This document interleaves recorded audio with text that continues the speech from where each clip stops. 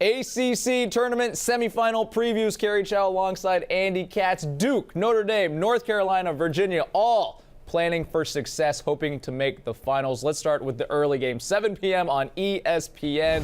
Virginia against North Carolina, the keys. Should be a great game. And Virginia, let's deal with them first. They are trying to get a #1 seed. I think they got a great shot, win or lose in this game, of still getting a #1 seed in the NCAA tournament.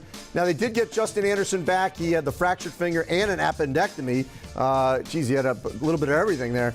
Played limited minutes in their win over Florida State. See if he gets a little more time against North Carolina. As for North Carolina, they're playing 40 minutes of basketball. And that may sound odd, but they're actually completing games here. BC, this game against Louisville, some of the best basketball that they've played this season. Virginia is obviously going to want to control the tempo. The great defensive team in the half court. North Carolina is going to try to get up and down. If North Carolina can make this a running game, Virginia can run too. But if they can get the tempo going in their direction, they got a great shot to upset Virginia. But I do think even if Virginia were to lose this game, I still think they're going to be a #1 seed. All right, but potential upset from the heels right there. Let's go on to Duke and Notre Dame. Early in the season, this was a potential Player of the Year matchup between Jerian Grant and Jahlil Okafor. What are the keys to this one? Well, it's interesting. They split the two games early in the season when Duke went to Notre Dame. They were having a lot of turmoil. It was a great game, and they ended up losing late in that game. Then they ended up dismissing Rashid Suleiman shortly after that. And then when Notre Dame went to Duke, they absolutely pummeled them. Duke's playing some of the best basketball of the season for Duke. Absolutely crushed NC State, certainly in the second half.